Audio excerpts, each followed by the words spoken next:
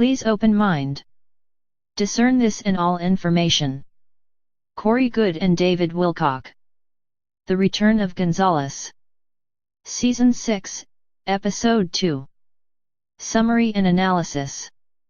Posted on sitsshow.blogspot.com. By Justin Deshaw. In Part 2 of the mid-year 2016 Corey Goode update sub-series, he and David Wilcock discuss the next set of updates regarding what happened to Lieutenant Colonel Gonzales. In previous episodes, Goode revealed that he and Gonzales were no longer associating because of Goode's abduction by lower-level secret space programs in early 2016. During that encounter, a contingent of military faction groups took Goode from his home and conducted an intense interrogation using some sort of truth serum, chemical interrogation. His abductors presented Goode with a series of images of suspected SSP Alliance assets, using his subconscious physiological reactions to see if he recognized anyone. Those persons so identified were apparently compromised, one of whom ended up dead, another went missing, and the third Gonzales had to flee for his life. As a result, Gonzales was no longer able to participate in SSP Alliance operations and was allowed to take refuge with the Inner Earth Anchar group, the same group that the priestess Kari is a member of. The event deeply disturbed Gonzales, who lost touch with his focus and sense of life purpose based on statements he made to Goode after their reunion. After the chemical interrogation, Goode's memories were wiped and he was returned to his home in Texas.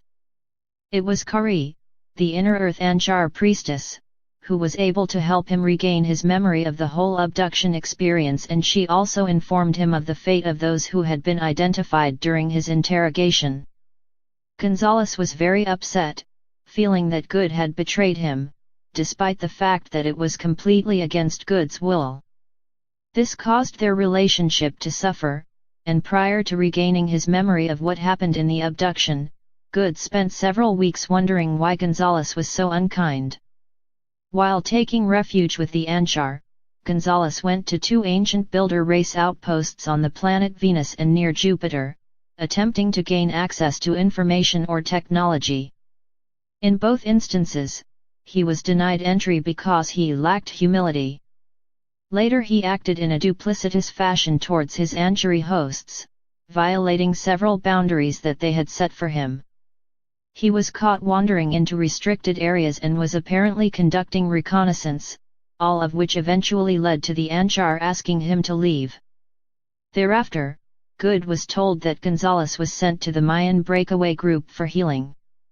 Goode received no word of what had happened to his former colleague until the meeting with the Blue Avians that took place in mid-2016, the same meeting covered in this update series.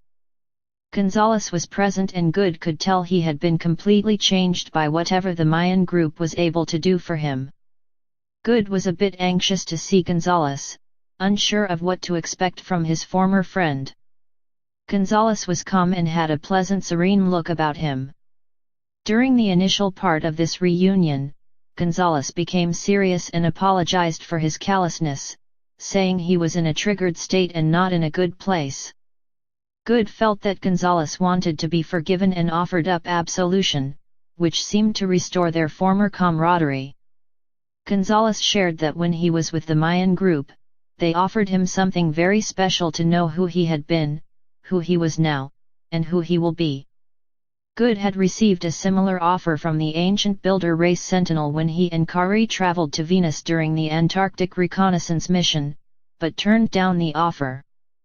Goode was given a chance to know this about himself from Kari and the Blue Avian Ratir EIR, but declined in each instance.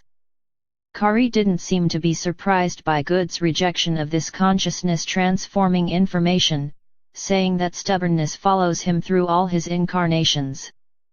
Goode said he turned down the offer because he was told it would cause a profound change in his consciousness, enabling him to see things very differently, which would alter the nature of his personal relationships as a result.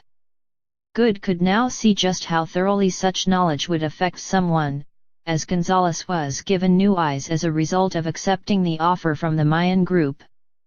Good was under the impression that the knowledge had something to do with Gonzales' past life and his soul mission or destiny. This soul knowledge, in addition to other healing received by the Mayan group, seemed to restore Gonzales to a state of psychological health, most likely to a degree he had previously not experienced. And due to the fact Gonzales sought forgiveness, it suggests that such knowledge allows one to see the wisdom of honorable dealings and restoration of common trust normally attendant with the understanding of objective morality and sovereignty, which will be discussed later. Gonzales shared with Good that he had always been very focused on finding a way to act for the greater good, and joined the military for that purpose as service to others' intention. And this noble intention had been corrupted due to the trappings of egoism that come with working for a nefarious group like the secret space program. Gonzales encouraged Good to accept the offer of knowing himself should he be presented with it again in the future.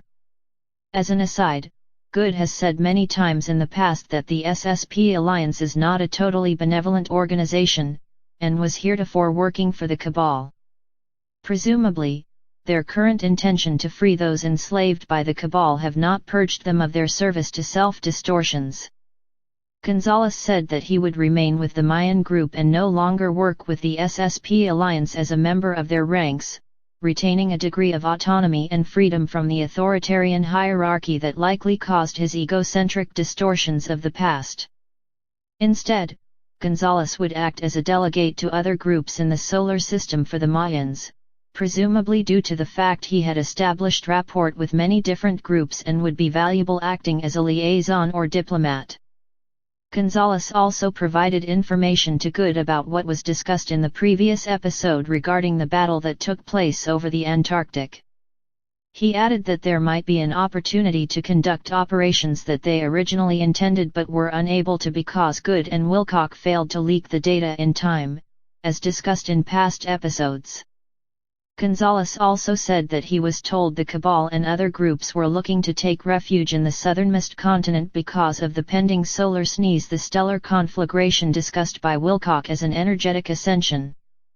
These negative groups apparently are unsure as to what exactly will happen during this event and, fearing the worst, attempted to flee to the outskirts of the solar system.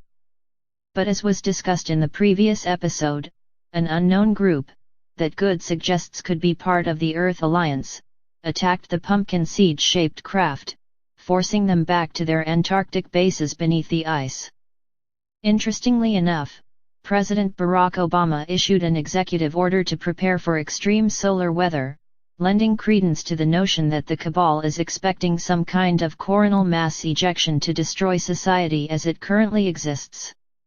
Good says that some of the scientific groups within the Cabal expected that the whole electrical grid would go down, leaving all of the surface population crippled and the parasitic elite unable to maintain control. They theorized that the fallout from this solar kill shot would devastate modern human life, and would take decades to recover from. But Gonzales also said that the event would completely clear the artificial intelligence threat in the solar system, leaving a clean slate for the SSP Alliance to disseminate new and presumably safer technologies to the people. These Cabal groups also expected the atmosphere to burn away, huge worldwide earthquakes and volcanoes would ravage the surface, and arguably cause untold death and destruction. In addition, the sun was expected to go dark for several days, in what sounds like the 3 days of darkness event. Wilcock discusses the Greek concept of ekpyrosis, which means giant fire, and is a sort of massive solar flare or event from the sunday. Philosophers throughout the ancient world believed that this solar event was going to take place in the future, presumably forming the basis of the Christian rapture. He also shares that in Zoroastrian traditions, the word frashokareti translates to making wonderful. But that the wicked, Cabal or evildoers who have been duped into such behavior, are burned up. Good adds that some of the more esoteric or spiritual groups within the Cabal might think that the solar sneeze is going to be a spiritual ascension as well, not unlike what many in the awakening community have come to expect. But the darker groups would want to hide from such a judgment day, bearing in mind that many of the ancient descriptions of such an event involve the purification of evil and the uplifting of the righteous. And as such, this suggests that those who have not prepared themselves spiritually would not enjoy the process at all. Good recalls that when he first arrived inside the blue sphere, where this meeting was taking place, he saw the cosmic scene outside and marveled at the slow movement of gigantic spheres moving outwardly from the sunday. Just after this discussion, Good noticed a blue sphere being, along with two blue avians and a golden triangle head being come closer to him, Gonzales, and Ratirir. Gonzales stopped speaking in mid-sentence and suggested that Good should speak with Tirir. Moments later, Gonzales was whisked away by the blue orb, leaving Good standing alone with Tirir. Good continues saying that he and Tirir had a serious discussion about many things. Good noticed previous to this that the sun had been radiating waves of white energy in huge blasts that were presumably dampened by the network of enormous spheres woven throughout the solar system. He also noticed a second corona around the sun that was emitting what looked like bolts of electricity outwardly. Good was shown an image of one of the energetic waves hitting the Earth. As the pulse moved over, the magnetic field seemed to draw in the energy, pulling it back in towards the passing wave front and grounding itself into the north and south poles where it entered the core. Then ripples of energy flowed outwardly towards the surface. It appeared like waves but also resembled the aurora borealis. Good thought to himself as he stood there taking in the scene, how could these syndicate groups possibly believe that they could hide underground?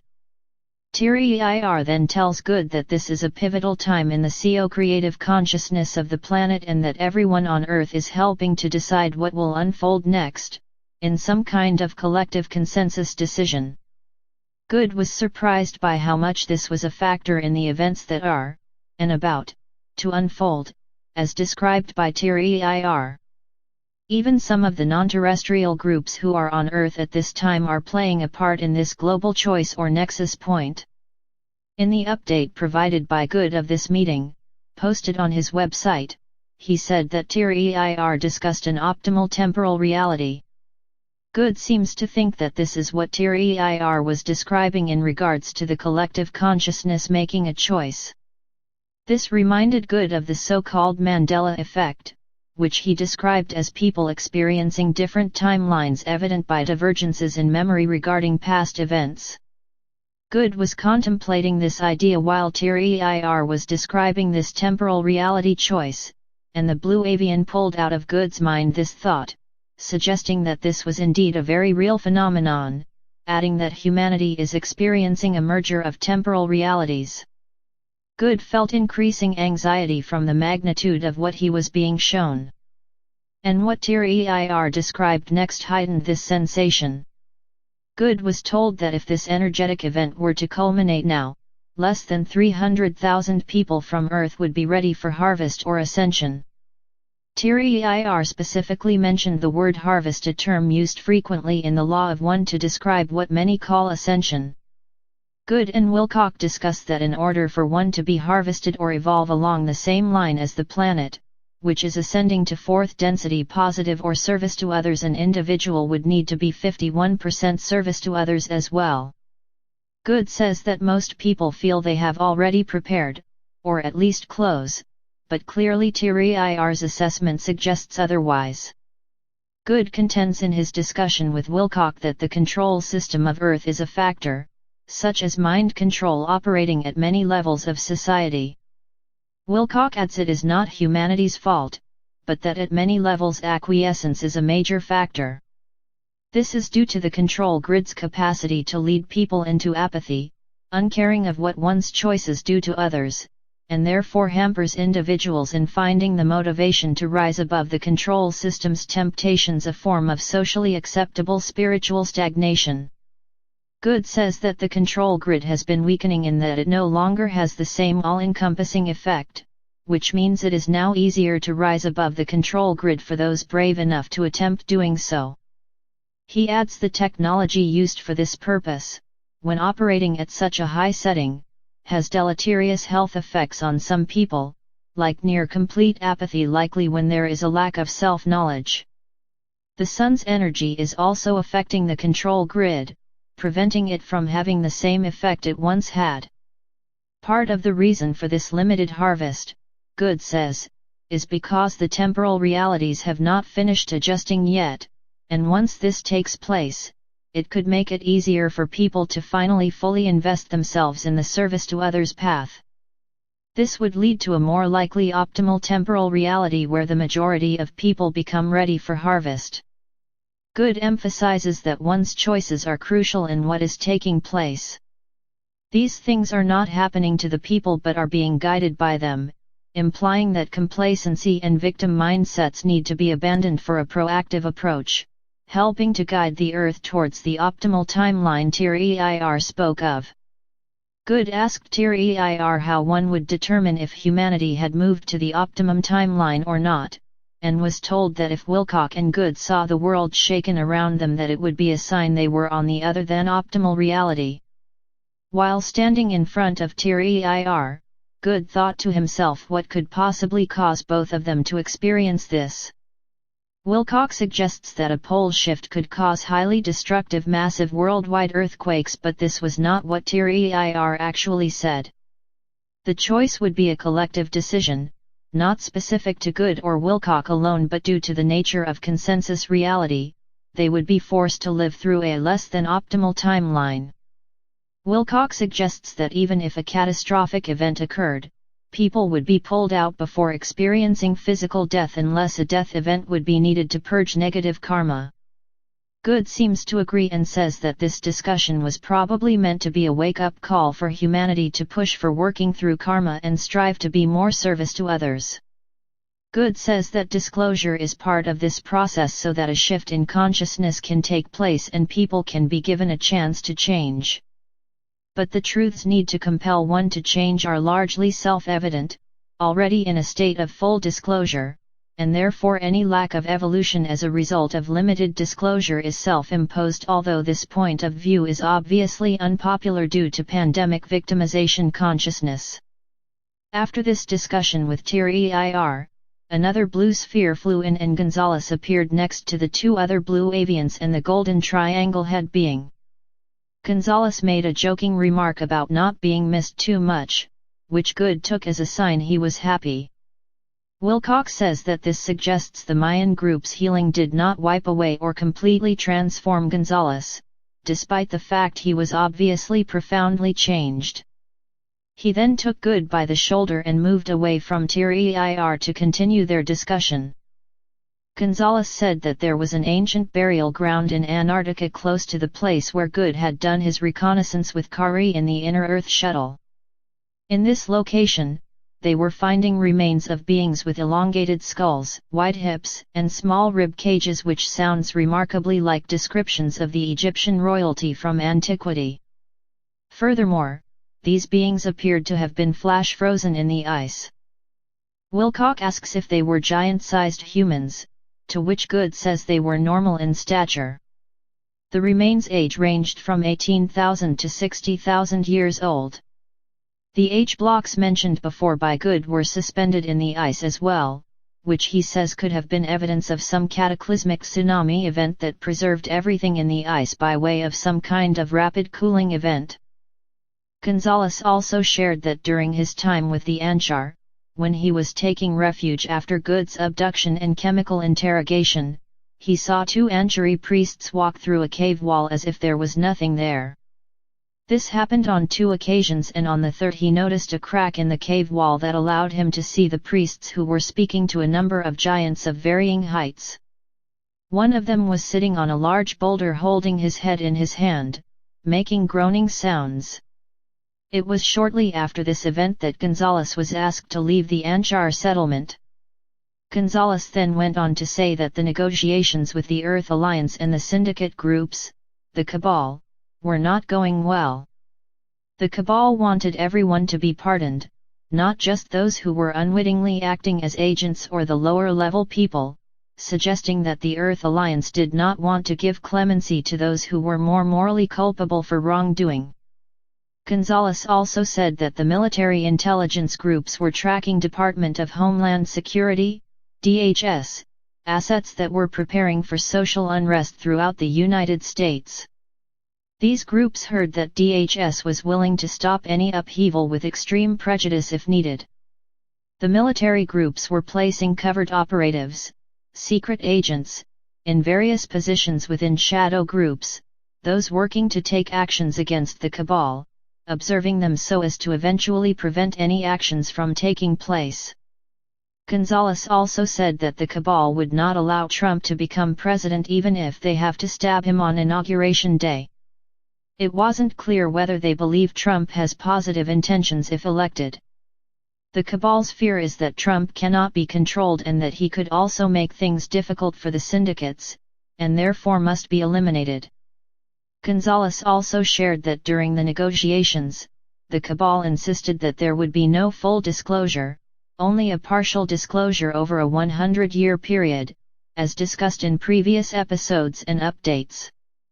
Much of the Earth Alliance agrees with the partial disclosure agenda and feels that any major document dumps will be irresponsible. But the SSP Alliance, as discussed in previous updates, think that moving forward with partial disclosure will be impossible. It has been agreed that any kind of data dump will need to be done in spurts or else the cabal will shut down the internet to prevent dissemination. Gonzales also said that the cabal was happy to have caused racial disharmony and riots in certain areas, hoping to cause more division in society in the future as a result of this initial foundational accomplishment. They also threatened to cause supervolcanoes to go off under the ocean and trigger an extinction-level event. And there were other grandstanding and threats made by the cabal as well, in their typical fashion. Wilcock adds that none of these catastrophic events will likely be allowed to occur, to which Good agrees, saying the cabal's attempt to start World War III has been unsuccessful. Gonzales also says that the SSP Alliance wanted to offer some kind of olive branch to Good by having the Wrangler apologize to him in front of his peers. In addition, they offered Good a position with the SSP Alliance that would provide him more material support, but he would no longer be able to speak publicly in any capacity, the same offer the Wrangler made before, but without the threats that came with it. Good declined the offer for the second time. At this point, two blue spheres came to pick up both Gonzales and Good. After arriving home, Good was contacted by Kari and told to prepare for visiting the ancient builder race site on Venus, the same one Gonzales was denied entry to before. And so, Good spent some time preparing for the event, ensuring he had the correct humble energy needed to gain entry. Analysis. There are several noteworthy points to discuss from this update. Gonzales' transformation and knowing thyself. Gonzales' transformation happened as a result of gaining profound knowledge about himself, his past, present, and future. And these changes seemed to make him more humble, kind, and honorable, which are all qualities of an enlightened being who has gained self-mastery and sovereignty. To know thyself is described in many traditions as an essential foundation for healing trauma and gaining the surety that comes from intrinsic self-knowledge. Without this foundation, one lacks confidence and composure that is part of knowing one's life purpose. But with knowledge and understanding, consciousness is empowered with clarity that facilitates harmonious co-creation, or what could be called wisdom in walking the path of service to others. In other words, before we can service others with precision and accuracy, we must know ourselves, and through this knowledge restore inner harmony that empowers us to harmonize our will with the will of creation, becoming an agent of the divine or Son of God in a Christian context. Perhaps this is what is meant by the inscription found on the Oracle of Delphi. I warn you, whoever you are. Oh, you who wish to probe the arcanes of nature, if you do not find within yourself that which you seek, neither shall you be able to find it outside. If you ignore the excellencies of your own house, how do you intend to find other excellencies? In you is hidden the treasure of treasures. O man, know thyself and thou shalt know the universe and the gods. Phrase inscribed in the ancient temple of Delphi. Life purpose, self-mastery and preparation for the outer work. Consider that if the universe is vibratory in nature, then we are beings of frequency, hence the term universe, which can be broken down to mean one, uni, song, verse. And this one song requires many players to perform or many musicians who must know the piece of music well. In this sense, the creator acts as a grand conductor or maestro, ensuring all the musicians play in harmony together. But before a performer can play in the band or symphony, they must first have done the inner work of practicing and becoming familiar with their instrument, the vehicle they use to give life to their unique part in the musical piece. After these skills have been developed, a musician will be ready to play together with others, but not before. The musical score, within this analogy, is that unifying non-physical thing that allows each individual musician to find their place in the greater harmony of a performance life purpose or dharma. Within the scheme of creation, self-mastery is developed through life to master their dynamic self, the physical and mental instruments of the body and mind, which enables them to perform or live out their life purpose. Within a lawful context, one's mind and body is the estate entrusted by the Creator, grantor, to the creature, trustee, during incarnation, the thing that is needed to express the will of the universe. And the cabal use all manner of mind control techniques and legal frauds to get us to abandon our estate, meaning we never gain self-mastery. Then once we have been defeated, we become pawns of the system or matrix, knowing nothing else but the illusions of a false and sick society that we fight to protect, just like the Matrix film describes. Morpheus, the Matrix is a system, Neo. That system is our enemy. But when you're inside, you look around, what do you see? Businessmen, teachers, lawyers, carpenters. The very minds of the people we are trying to save.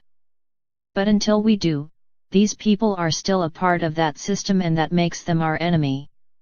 You have to understand, most of these people are not ready to be unplugged. And many of them are so inured, so hopelessly dependent on the system, that they will fight to protect it. For Gonzales, before this event, he did not have mastery of his mind or consciousness and was in a triggered state. Gonzales told Good that he always wanted to help others, his life purpose or the musical score, but lacked mastery as to discern how to do this effectively. He, like many others with this life purpose, were duped into participating in nefarious organizations that seemed to be benevolent but were actually harming others instead of helping them. And because he lacked the mental discernment skills and emotional fortitude, bravery, to see how his actions were not truly servicing others, he acted in deceptive ways, most notably when he was in the Inner Earth Anchar settlement, performing reconnaissance missions that dishonored his agreement with his hosts. Within law, which in its purest form are the moral codes and rules that define honorable dealings of free will beings, he had violated their trust to complete what he thought was a worthwhile mission. This consciousness of confusion, lack of humility, and clear deceptiveness is not in concert with a truly service to others modality of being, which is most likely why he was denied entry by the Sentinel/Guardian at the ancient builder race outposts that he visited. But after he learned who he was, who he is now, and who he will be, he was able to gain a clear, coherent, and logical understanding of the mechanics of morality and how to walk the path of service, not just the intention of doing so in name only. In essence, he had what can be thought of as a full disclosure event at a personal level, and with this greater knowledge of self and the laws of morality or right action in the universe, natural or cosmic law, he realized the errors of his past and changed himself accordingly. It was this personal ascension event, so to speak, a shift in consciousness brought about by willingly choosing to know himself, that caused him to begin the process of restoring honor, harmony, with the universe and his life purpose of serving others in name and deed. Meaning, this caused him to apologize to Good and seek forgiveness, an action that a sovereign would want to do in order to get their house in order. Within law, a sovereign seeks to harmonize themselves with the truth as much as possible, and when errors or mistakes are made, restitution is required in order to restore trust, the basis of honorable co-creation. This is what true justice is all about, and why Gonzales sought forgiveness so as to restore harmony and trust with good.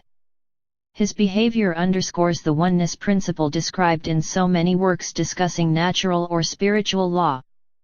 For ultimately we are all emanations of the same source of awareness, therefore evolution on a planetary level, which is where we are about to transition to according to many, requires recognition of objective morality in a population that realizes the fundamental oneness of all things.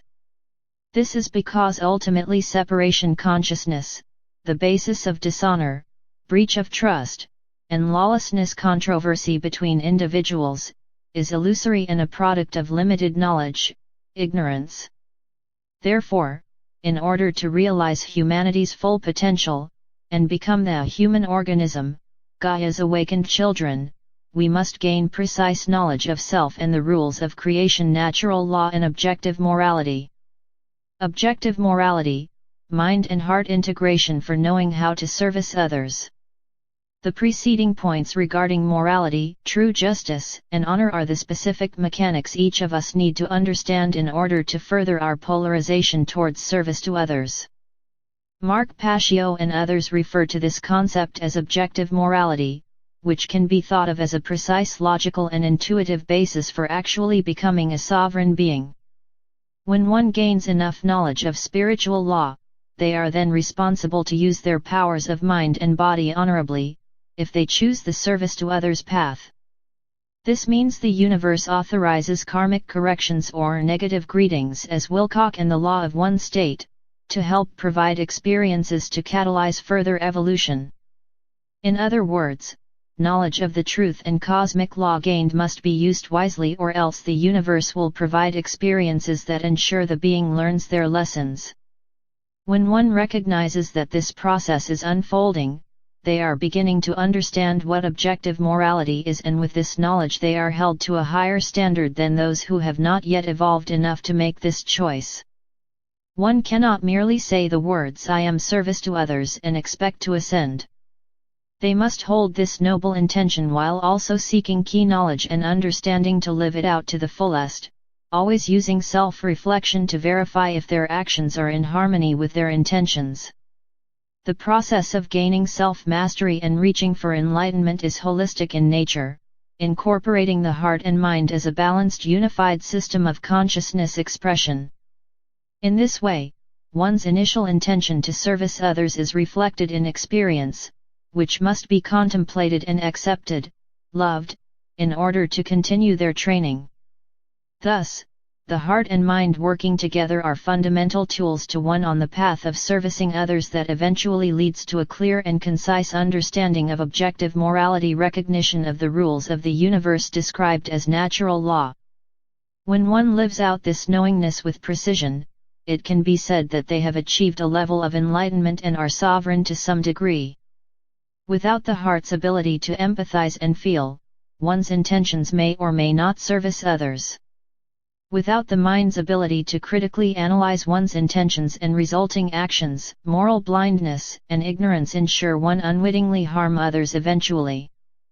Both are required to truly know and walk the path of servicing others. And this goal of making oneself an instrument of universal consciousness is never truly complete, meaning the striving is an ever-present proactive process. In other words, no matter how much we have evolved, we can never delude ourselves by thinking we are already ascension worthy, for in doing so a stagnation and complacency insofar as self-evaluation and reflection takes hold. Spiritual stagnancy and the false New Age movement. Of course, the false New Age movement, which was originally developed by the Tavistock Institute decades ago, according to some researchers is founded on the belief that one doesn't need precise knowledge of the truth and harmonious action to become enlightened, they just need good intentions. Films like The Secret, and tenets described therein, have created a form of New Age nihilism and moral relativism where people indirectly believe that the truth is not really objective, merely a seeming condition of permanence created by social conformity. All we need to do is hold an intention and the universe manifests our desires. No knowledge or wisdom is required. Is a belief some who take up false New Age philosophies subscribe to. All of this acts like spiritual flypaper for the awakening masses who, by way of trauma, tend to avoid pathways of spiritual progress that require deep personal change and the challenges of gaining knowledge of objective morality. As a result, arguably most of the awakening population has fallen into honey traps of spiritual stagnancy, or on the other end of the pole are fear porn addicts looking for another outlet for repetition compulsion due to lifelong traumas. It is this place of spiritual stagnancy that many in the awakening community most likely are suffering from, having gained much progress and yet falling into an eddy of false evolution. This is understandable as, by comparison, the sleeping masses are much less evolved, and therefore we tend to consider ourselves as more awakened. In addition, the cabal seems to know that waking up causes one to feel driven to service and has provided a host of token outlets that allow one to believe they are being of service when in fact they are only making shallow steps forward, e.g. the false New Age movement. And finally, the social factor cannot be ignored because it seems human beings are programmed to look outside of themselves for reassurance they are on the path of goodness. But developing the ability to actually know if one is in service of others requires comprehension of objective morality, something that the false New Age movement will not allow within its heart-centric and mind-blind ideologies. In short, one must develop a personal and intrinsic capacity to discern the truth and in doing so understand that right action or objective morality is real and can be known. But this discernment is not achieved if the mind is abandoned for the heart and if ignorance is peddled as heart space knowing or getting out of your head and into your heart. To know the service to others path fully is to have precise knowledge and understanding culminating in the development of real and specific life skills. And while this might sound cold and calculating, it is through the emotional sensors of the soul that such truth-wise individuals integrate the specific with the holistic, developing an increasing sensitivity to the whole truth in all situations. In principle, one need only seek the truth and follow it wherever it leads, and indeed, people must strive for service but respect the truth of their actions by employing a self-reflective process to weed out deeds that are not of service to all. We must always be willing to reflect on our intentions and actions so we can let go of those things that are of less service and to take up those things that are of greater service, and in this respect, our work is never done. Even the blue avians, in their state of higher evolution, must be humble and acknowledge they too are students of the divine that ever strives to perfect the ways of the evolutionary creatures of creation. The ways of service are a narrow path. In reviewing the Law of One recently, the following passage stood out as fundamental to understand that wholehearted dedication to service is needed for harvest or ascension. 17.33 Questioner: why is the negative path so much more difficult a path to attain harvestability upon than the positive? IMRA. This is due to a distortion of the Law of One which indicates that the gateway to intelligent infinity be a gateway at the end of a straight and narrow path, as you may call it. To attain 51% dedication to the welfare of other selves is as difficult as attaining a grade of 5% dedication to other selves. The, shall we say, sinkhole of indifference is between those two. This statement is essentially saying that it is just as difficult to progress in the service to others path as it is to follow the service to self path despite popular opinion. The discussion regarding the low ascension figure provided by TIR of 300,000 can be better understood when one comprehends objective morality, that our intentions and actions in all respects are considered, not just the ones we focus on. The statement resembles a Gnostic concept called the path of the razor's edge. The initiate must travel, with determination, along the path of the razor's edge. There are terrifying abysses on either side of this difficult road. On the difficult path to the dissolution of the ego, there are complex passages which have their roots precisely in the real path. Obviously, from the path of the razor's edge multiple paths diverge which lead nowhere. Some of them take us to the abyss and despair. There are paths which can transform us into the majesties of this or that zone of the universe.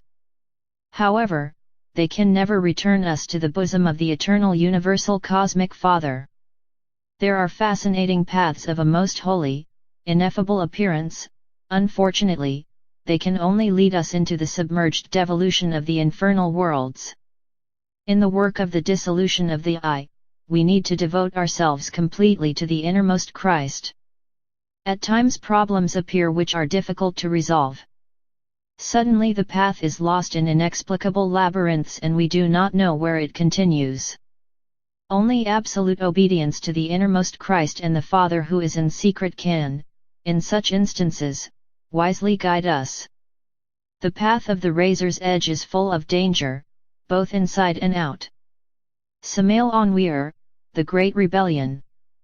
Wading through the Christian verbiage, the statement can be interpreted to mean that in order to progress and evolve one must be vigilant against temptations to stagnate that encroach from all sides. As one evolves, their mistakes bring about greater pain and suffering, what we referred to earlier as a negative greeting, a kind of karmic correction the universe offers to help guide us back to the narrow path. The law of one refers to this as the sinkhole of indifference that essentially means every opportunity we have to act out our noble intention of service must be taken or else we depolarize, stagnate. For example, if we are on the service to self path, we must take every opportunity we can to harm and enslave others to our will. Conversely, if we are on the service to others path, we must take every opportunity to heal and act harmlessly towards others. But most of those who identify as service to others benefit directly from the hardship of their fellows, discussed more later, and tend only to be of service to those who have earned it. Volumes could be written on this topic, but in summary, service in either respect is proactive. If we are presented with an opportunity to act in the moment, we should not dismiss it by resting on our laurels or the seeming accomplishments of the past. We should not think because we acted kindly on Monday that our unkindness on Tuesday has no bearing on the situation. The universe holds those on the path of service to a very high standard, and the trap of indifference is to think we don't need to strive to be the most we can in all moments. 3 days of darkness and ascension or dissolution via entrainment and coherence. The 3 days of darkness concept is spoken of in many ancient texts, spiritual teachings, and even modern theories. In particular, Dewey B. Larson's reciprocal systems theory describes a universe wherein the speed of light is not an impenetrable boundary, a theory that was mentioned in the Law of One as one of the most accurate on Earth, at the time it was channeled. Instead, the speed of light is a point of unity where the material realms of space-time meet the metaphysical realms of time-space.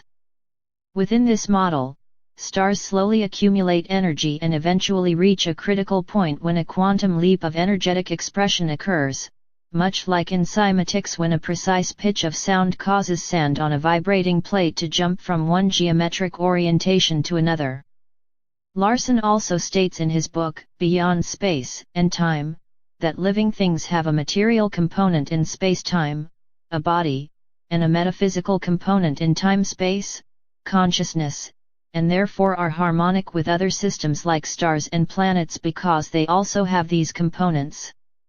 This means that changes in the Earth and Sun's vibrational expression will directly affect all life because of sympathetic resonance or entrainment. Within this theory, the Sun is currently charging up like a capacitor, which will one day discharge as it evolves from a yellowish to white star. When this discharge takes place, enormous amounts of energy will be flung outwardly in all directions, moving faster than the speed of light, according to Larsonian theorists. It will cause a kind of luminous boom, not unlike a sonic boom made by an object as it passes through the sound barrier. The Sun's corona will fly out in an epic coronal mass ejection, pushing the luminous material we see into time-space, causing it to go dark for some period of time as the new energetic configuration of the solar system stabilizes.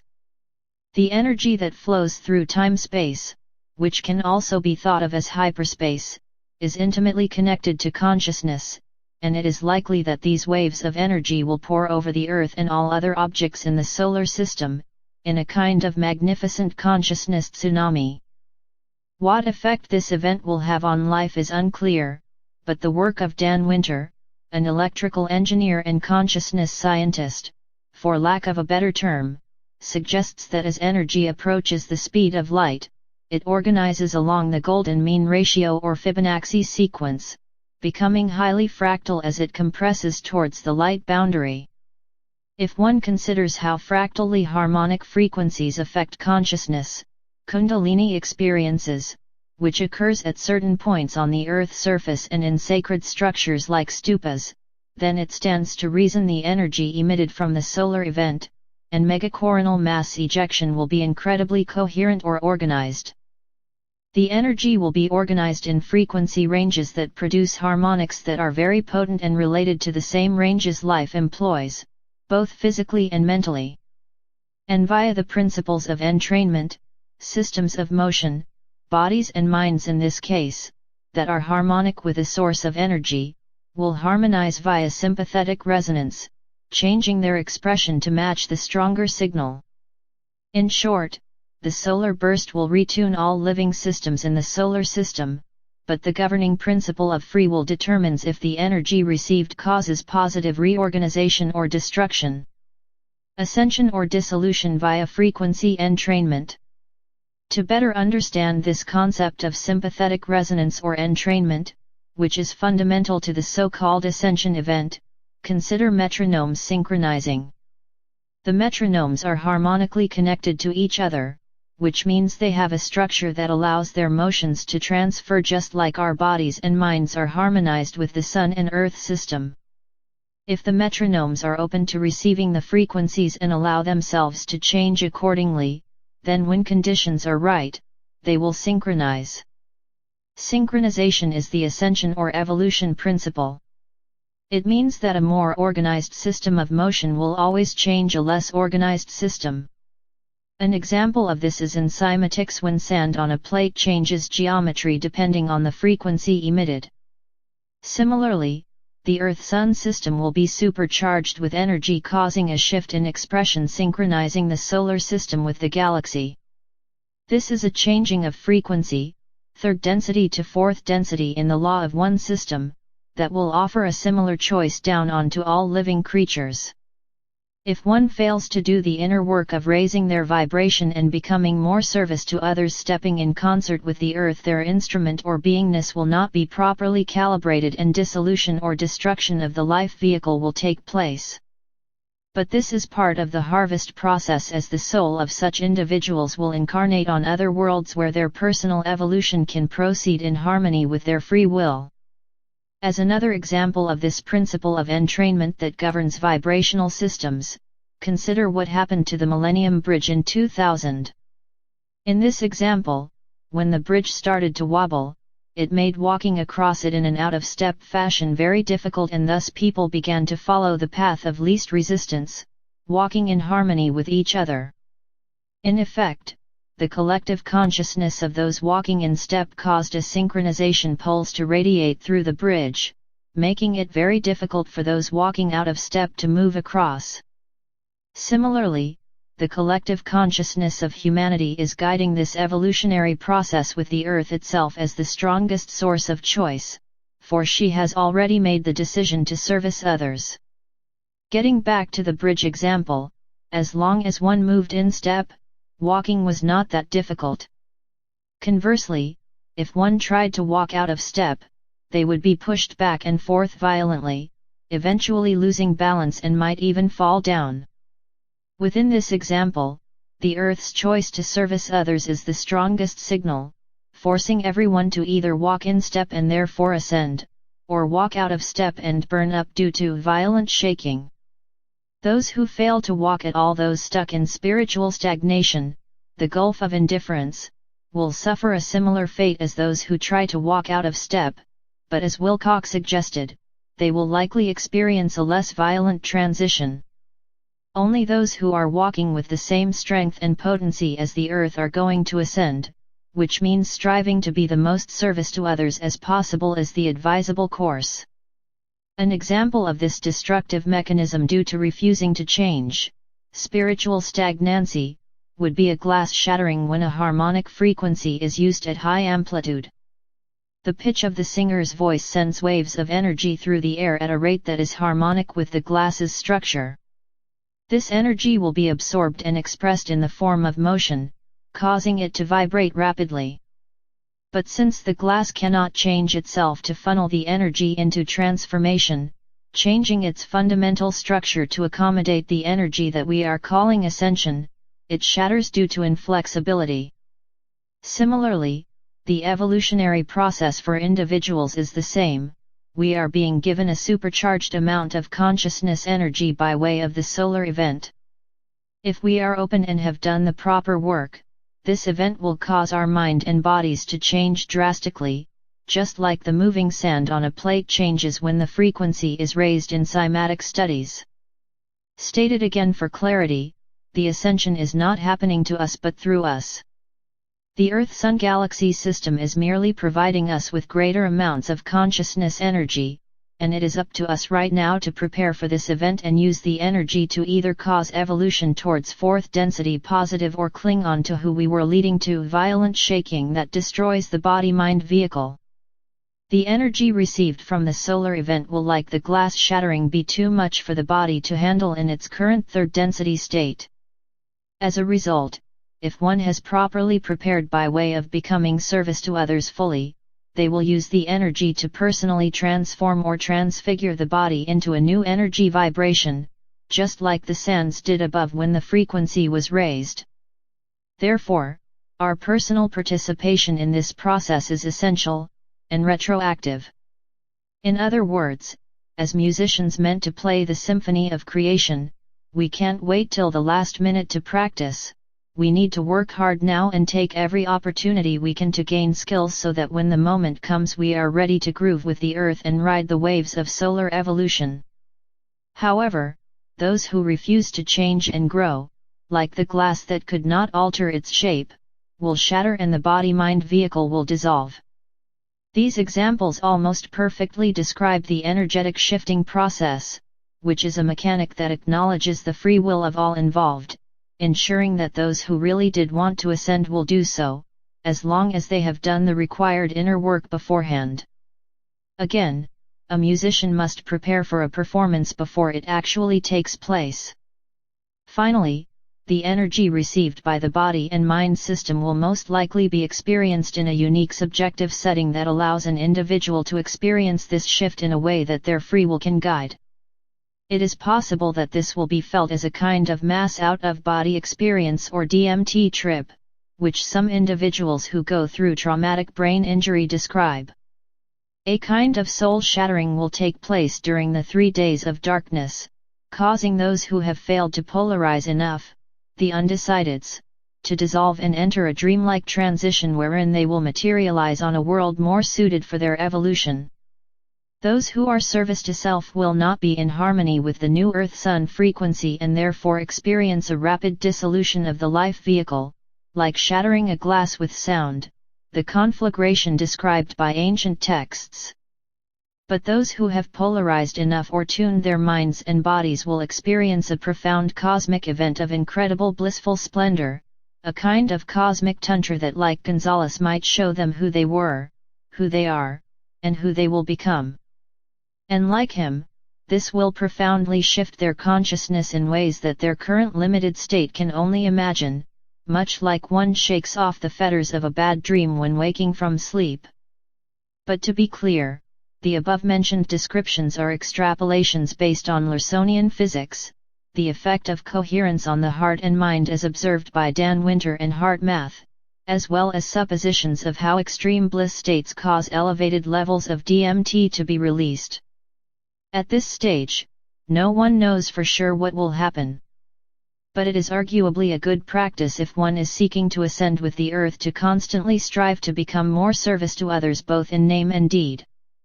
Mandela effect, timeline splitting and correction, and the 300,000 ascension figure.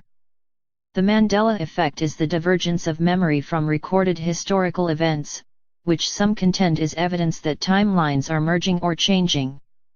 Rotier seems to agree with the theory of timeline merging, which can be considered a form of correction once the concept of timeline splitting is understood within a context of consciousness evolution.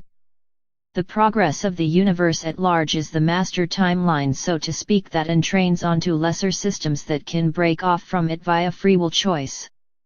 In essence, humanity has broken off from the universal flow of evolution, slowing down our progress as a result. But eventually the entropy of disharmony causes divergent flows of time to rejoin the main source that we experience as the Mandela effect. Consider that time is like a river of flowing consciousness.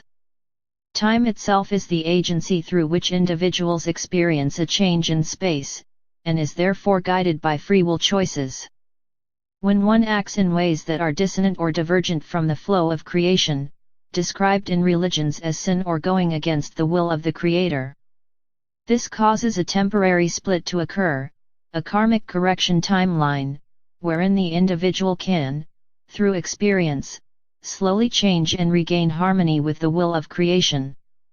In other words, choices that are out of harmony with universal flow create divergent timelines where karmic corrections can occur, and also create a quarantine effect so that the destructive actions of disharmonious choice do not cause entropy for the whole universe. For ease of discussion, let us consider that the will of creation is to service others, which is clearly described in many spiritual works, such as the Law of One. And if one considers that the human body is a symbolic representation of the universe as a whole, then when the cells of our body are working in harmony, servicing others, health is maintained. But when a cell chooses to service itself at the cost of others, then cancer and disease forms. Therefore, to service others, which is also a service to oneself, is the best course of action for any being, whether cellular life or human. And when one chooses this path, they rejoin the flowing rivers of evolution in creation, acting as a force that corrects divergent timelines.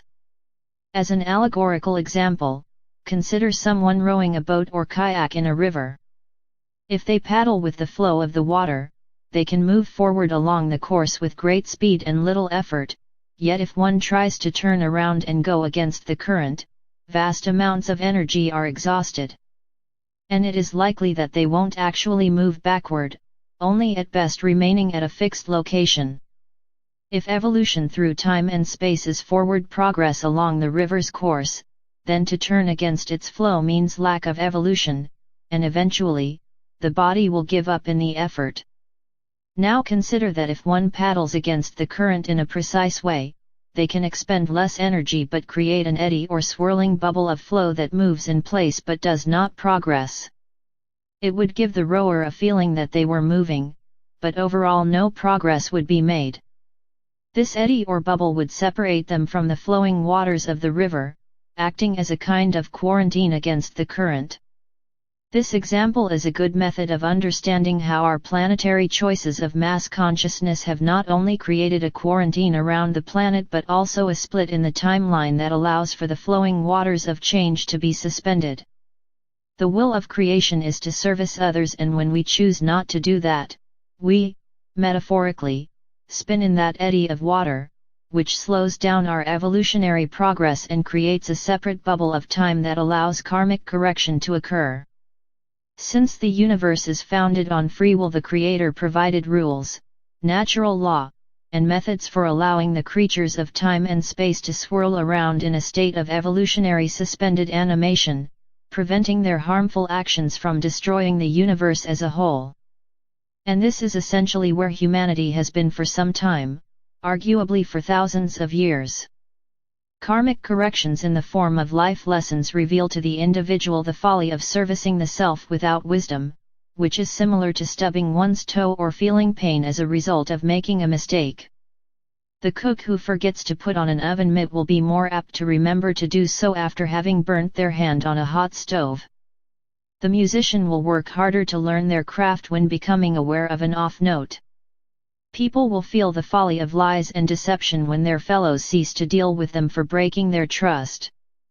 In this way, the universe is rigged for evolutionary growth, and unless one has worked very hard to become service to self, 95% in the law of one system, eventually the flowing rivers of creation will cause their arms to become tired and turn the boat around to rejoin the current.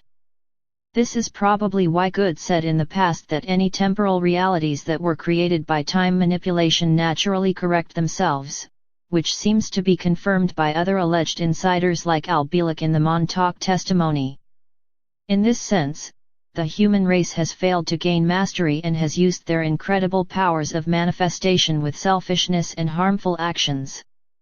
And even though this largely happened because of the cabal's machinations, we are still responsible for our actions. We always have the choice to not submit to slavery and tyranny.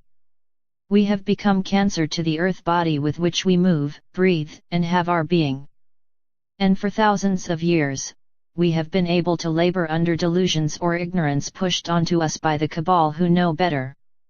But now the engines of selfishness are losing steam, and the ship of our planet is beginning to slow down and turn around in the eddy of separation.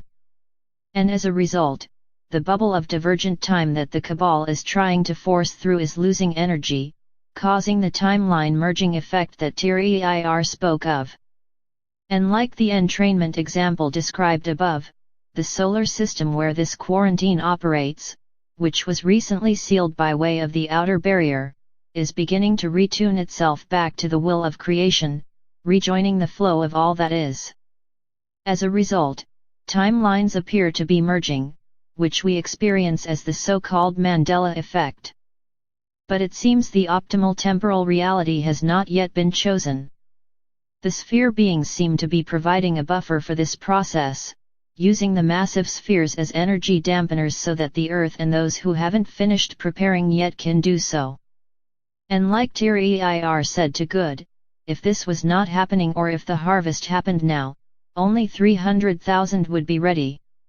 All of this suggests that humanity's dispensation of mercy is coming to an end, and we must as individuals and as a species turn this ship around and stop fighting the flow of creation, learning the ways of objective morality and harmlessness that is the service of others' path. Most likely those of you who are reading these words are the cream of the crop that can through their trail-blazing actions encourage others to do the same. For if not now, then when?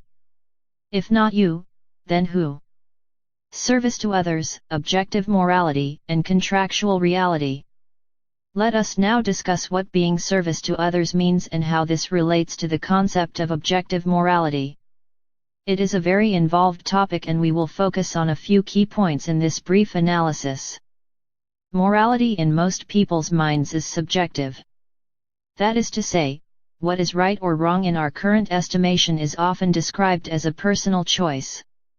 And in some respects, this is true, but within a universal law framework, right and wrong or morality is objective.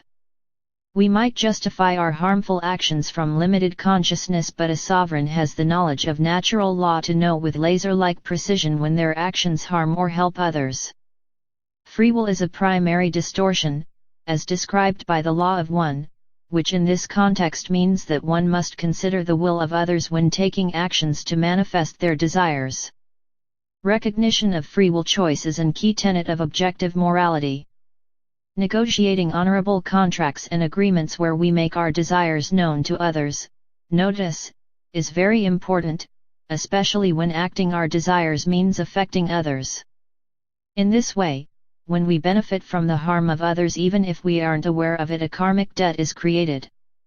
And only through gaining empathy and understanding of what happened, leading to reconciliation, forgiveness, can energetic balance and harmony be restored.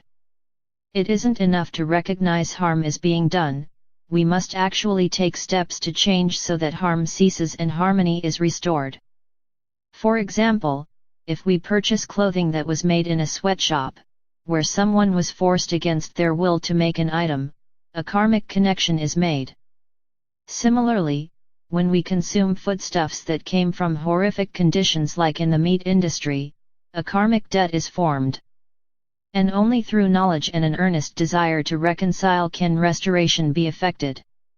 What this means is that if you have ever benefited from the hardship of others, you have a karmic debt to work off, which at this time seems to be building up towards some kind of grand disclosure event where humanity is clearly made aware of their past actions.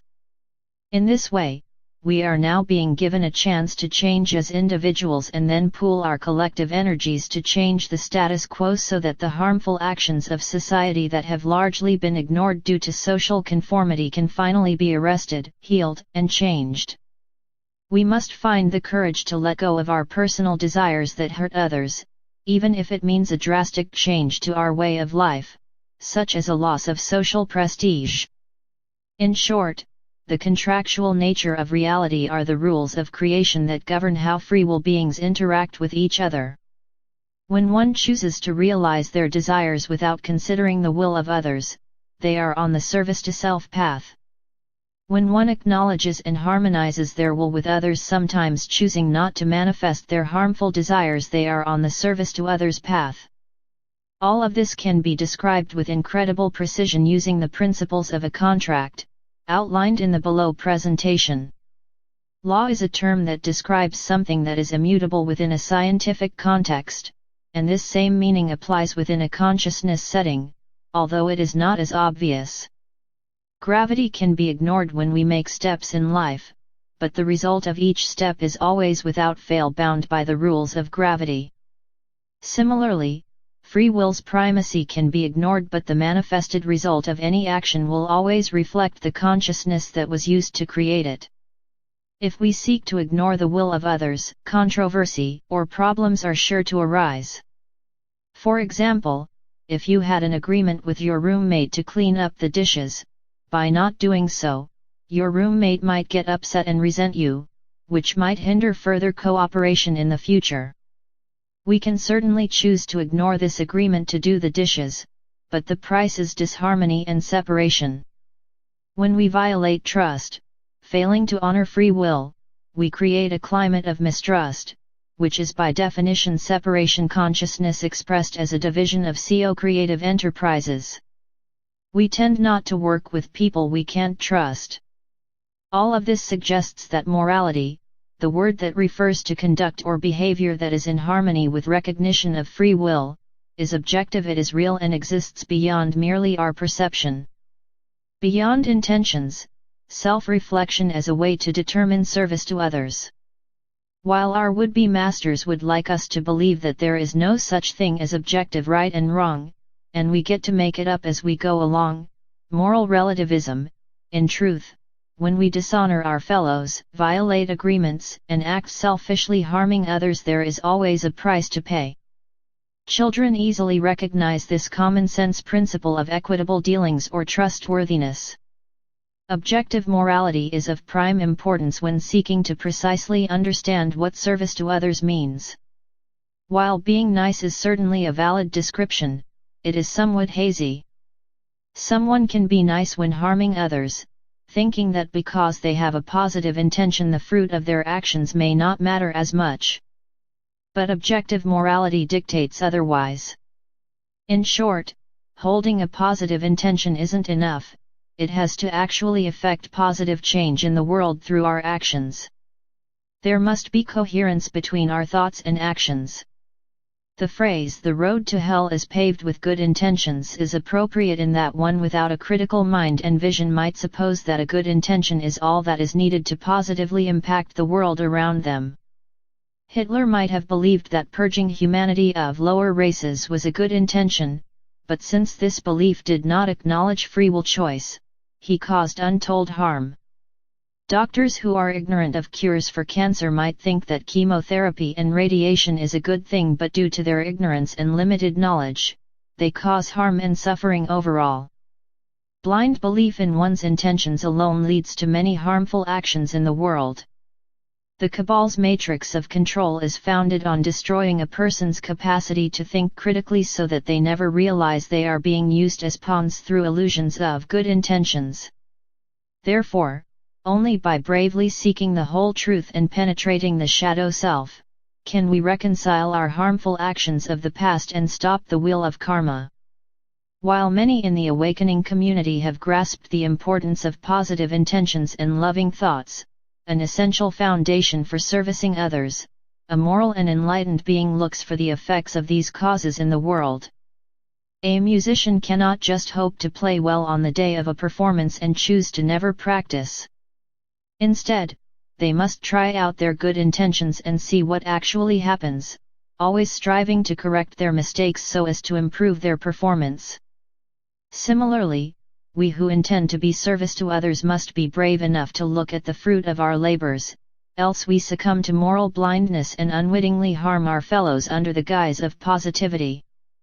Consider Gonzales' position, wherein he always wanted to help others and joined the military thinking that it would be a good way to do so. But for whatever reason, he never took the time to reflect on the fruit of his actions with enough investment so as to realize he was not actually serving others.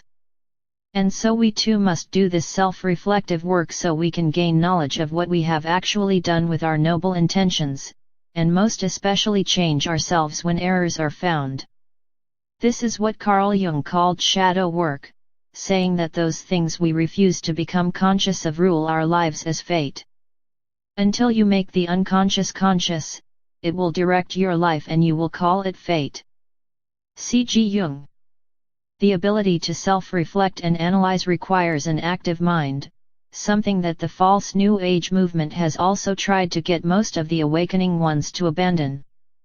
Looking into the mirror, facing reality. We are told that we don't need to think critically or rationally, that to do so is lowering our vibration, but is this really true? How can we really know if our good intentions help others if we never do the work of self-reflection? Is it negative to admit to ourselves we made a mistake? It seems illogical and unrealistic to suppose that we can make forward strides in servicing others if we never look to see what our actions begot in the world. How can a musician or chef become better without feedback and opening their minds to the truth of their actions, so long as they are open to feedback from others? If raising our vibrations means we become more aware of the world around us, then surely being critical and honest with ourselves is a more evolved course of action than rejecting reality under the guise of staying positive. The false New Age movement's tenet of getting out of your head and into your heart is contextually used in a way that supposes we need not become aware of what our deeds have done to the world. False prophets tell us to feel the truth, and when hard questions are asked about specifics, we are told that this is the mind seeking proof and a product of ego. But surely it is more egocentric to ignore reality under the premise of blind faith than it is to honestly look at the whole picture and seek to understand something beyond a good feeling.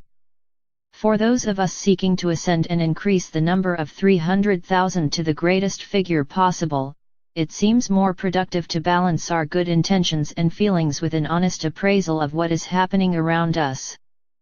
And the hard truth is that most people in the world today are beneficiaries of selfishness and harm, albeit unwittingly. That is to say, most of the goods and services we enjoy in the society are made possible by the harm and suffering of others. The computer used to write this analysis was made in a factory in China where people are worked so hard they have to use netting around the facility to prevent workers from committing suicide. We pay our taxes because to not do so means suffering personal hardship, yet these funds go towards war and energizing the engines of destruction of the cabal. We turn a blind eye to the hardship of others, seeking material pleasures for ourselves while scores of people suffer hunger and disease in other parts of the world. And these are only a few world stage examples to choose from. As individuals, all our hands seem to be stained red with the hardship of others, but again all without us consciously choosing to do these things. And some will say that raising these points is negative and unkind, that speaking these things in and of itself is harmful. But is it unkind to reveal how our actions affect others? Personal note: I found it difficult to have this discussion without putting a mirror up to ourselves, taking a long and hard look at what we see.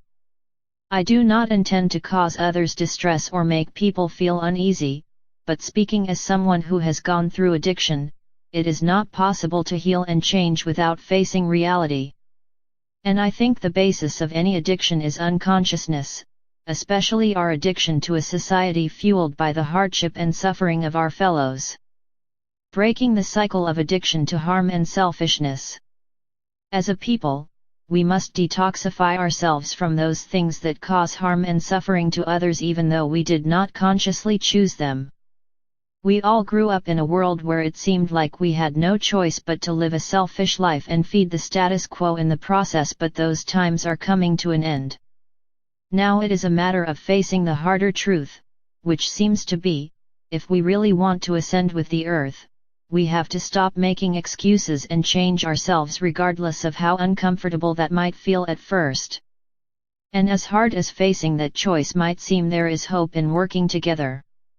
For the individual, it is difficult to go against the grain of socially acceptable indifference alone, because if we stop paying our taxes and participating in the cabal-run government, it might mean financial hardship and loss of social prestige. We may lose friends and family who think we are crazy or unpatriotic. But when we band together as an awakening people, the burden becomes easier to bear. And if we gain key knowledge and understanding to learn why this change is needed, not just having blind faith, others will soon see why change is actually the path of least resistance, and join the ranks of those who have reclaimed their sovereignty in a world of socially acceptable slavery. Given all this, the reason why the number of ascended people is so low seems to be clear. Many of us have been lulled into a false sense of accomplishment. Despite the fact we have made great strides, we can't stop now. We must with all our beingness make the hard choices we may have ignored in the past because they were too hard to bear. We must be willing to face ourselves and move forward in servicing others, even if it goes against the grain of popularized selfishness.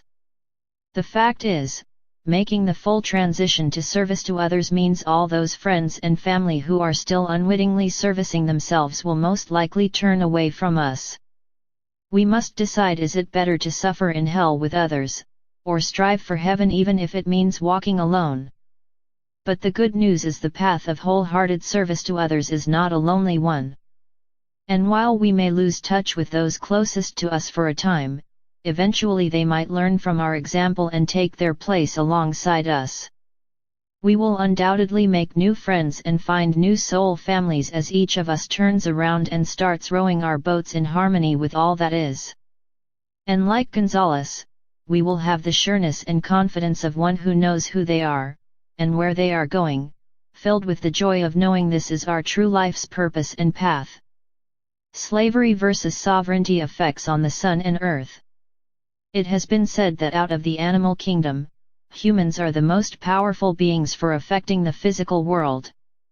It has been shown that through the power of coherent consciousness, heart-mind coherence, violence can be diminished. And it has been suggested that consciousness can also have a powerful effect on weather and seismology, actually stabilizing the Earth and solar system by way of coherence. Dan Winter, in a presentation regarding the galactic history of DNA, stated that when slavery consciousness finally took over the planet in pre-Diluvian times, during Atlantis, the Earth's energetic grid destabilized, causing massive upheavals and one of the many great floods of that time. And according to the law of one as well as the tenets of natural law, since free will cannot be completely suppressed, slavery as we know it today is more truly a symptom of ignorance and disempowerment than overt oppression. What this means is that no one can truly enslave another, only offer them the illusion that slavery is real, and through trauma and the limitation that comes with it, we can falsely believe that we have no other choice but to be enslaved. Yet every slave has the choice to reject their master's orders, even if doing so means pain and death. And while these choices are seemingly not beneficial when only looking at the limited context of physical life, when one maintains control over their consciousness, refusing to acquiesce to slavery, they retain body/mind coherence, sovereignty, and act as a stabilizing force for energetic changes on the Earth and solar system. Given these suppositions, it stands to reason that as humanity removes the shackles of victim consciousness and regains self-mastery and the sovereignty that comes with it, they will literally act as a stabilizing force for the coming solar event and resulting Earth changes. Tyr told Good that if the world shakes around him and Wilcock, the less than optimal timeline would have been chosen by the collective. This seems to imply that if an optimal timeline has been chosen, the solar event will not produce catastrophic Earth changes. And given the principal interconnectedness discussed above, the choice to face oneself and gain self-mastery is not only a personal choice to ascend but also one that will profoundly affect life on Earth as this transition takes place. Disclosure and the shift. Disclosure is an important part of the shift for many reasons, several of which have already been discussed. Consider that Gonzales had a mini full disclosure event when he accepted the offer to know himself fully. This provided him a self-reflective venue that made the errors of his ways conscious, empowering him to make changes that ultimately caused a restoration of his beingness, understanding of objective morality and the wholehearted desire to service others. Full disclosure in a grand scale like the personal full disclosure that each of us must find the courage to do will have a similar effect. The powers that should not be know this all too well and are hoping to delay disclosure for this reason. And while they might be able to prevent an external full disclosure from taking place, the truth about this world is plain enough to see so as to cause an inner full disclosure event for all of humanity. That is to say, we don't need data dumps to see that what we have been doing to each other and this world is selfish and harmful. It is only our collective ignorance and complacency that allows these things to continue. But assuming a full disclosure event does take place, it will make it easier for individuals to bear the personal responsibilities we must all face because the social fabric of complacency will be destroyed. When enough people realize that we have been ruining the planet and ourselves because of pandemic mind control and the cabal's machinations, a new social fabric will be created that provides us the foundation to make personal changes. The awakening community is probably the womb that this social change will spring forth from. But at present it is still greatly divided by egoism and false beliefs that prevent coherence from empowering the individual with social support. We're too busy fighting about minor things in an effort to maintain our personal beliefs, a selfish choice, than to see the bigger picture we all have in common. Arguably full disclosure will be easier for the individual, but we need not wait for that event to begin the self-reflective process. Also, consider that the engines of cabal control are fueled by those of us in the system who pour our life energy into it unwittingly. It is the individual's ignorance and addiction to social conformity that prevents personal changes that would cut off the energy from the matrix of control. As such, those of us who are already possessed of knowledge that is equivalent to full disclosure should take this as a humbling moment to work hard at changing ourselves. In doing so, we cut the ties of energy to the system while also becoming trailblazers for our sleeping brothers and sisters who still defend their consciousness with walls of ignorance. Conclusion. The concepts discussed above regarding the harvest are controversial, as there are some who propose that no real personal work is needed to evolve and grow.